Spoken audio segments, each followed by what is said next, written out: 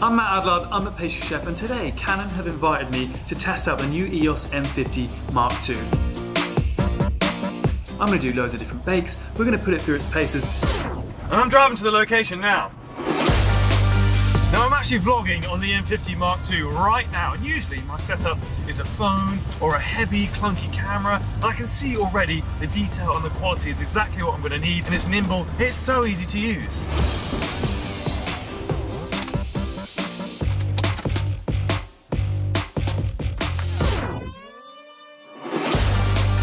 Right, we're at the location, guys, and you've got to look at this kitchen. It is amazing. We've got windows everywhere, we've got natural light, which can make the food look amazing. We're gonna get it set up, we're gonna get the camera ready, and we're gonna start baking.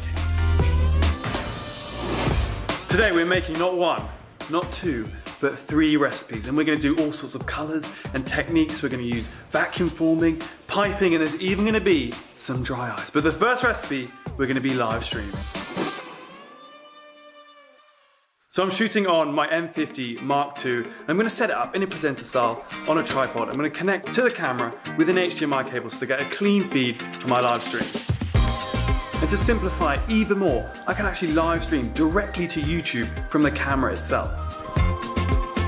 The great thing about this setup is even if I didn't want to live stream, I could use this as a webcam. So when I am creating something for my audience, I want it to be bold, I want it to be unique, I want it to have different textures and colours and flavours, and when I put all that effort, weeks, months into a design, I need to make sure that when I do show it off and I record a video or I take a picture, that it looks as good as it possibly can. And now I'm going to finish off these desserts, which are filled up with a fresh mint chocolate mousse. So I've infused the cream with fresh mint, and then we top it with this edible chocolate soil, which is one of my favourite recipes. There's cast sugar in there, ground almonds, flour, butter. So I'm going to add a little garnish on top so that you think it's actually a mint tart. You'll see in a second, it's very creative. We've just finished the first live stream. Have a look at those little bakes we made, those cute, edible mint plant pots. The M50 Mark II was so easy to use. It was simple to set up the live stream, and now we're going to move on to the second bake, which is a vanilla cheesecake that has a twist. You'll see.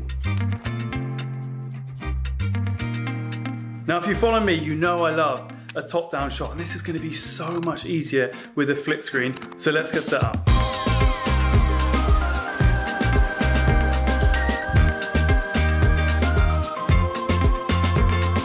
I've got my top-down shot ready to go, and the M50 Mark II was so easy to set up. And one thing to mention is the M50 Mark II automatically recognises when it's vertical, which means the files come into the edit vertically. Easy.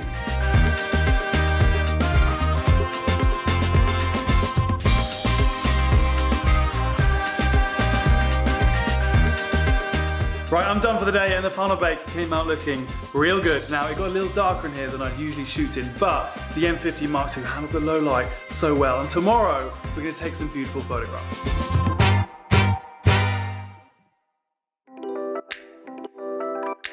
Right, it's day 2 and we are back at it. Today we're going to make a chocolate sphere with an amazing surprise. And yesterday we tested all the video features of the M50 Mark II, but today we're going to focus on photography.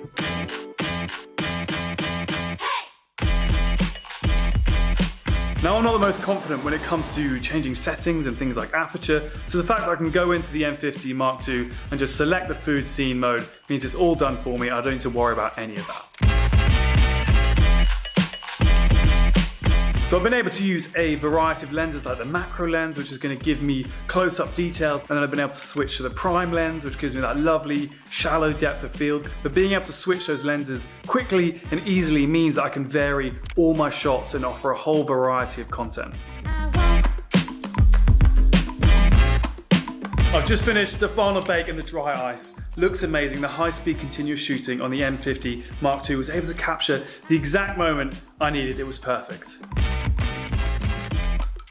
Obviously, over the last couple of days, I've been taking different photos and videos, and if I want to transfer them to any device, I can send them from the camera to the image.canon cloud service. But if I want to transfer them to my phone, I can use the Camera Connect app. Now, this is really important for me because often I'm shooting out and about, or I might be collaborating with someone else. I need to be able to transfer those files over to my devices really quickly and upload them onto my social channels, and this makes it so much easier. I can actually set up the camera to automatically transfer my images to the Camera Connect app, which means I don't even need to transfer them later on. Now, from using the M50 Mark II over the last couple of days, I've realized there's things that I've wished I could have done with my content or never quite had the capability technologically to be able to do that I can now do with the M50 Mark II. Whether it's live streaming, whether it's uploading straight to my devices, which are going to speed things up when it comes to the edit. There's so many little elements that are going to save me time and also really enhance my content.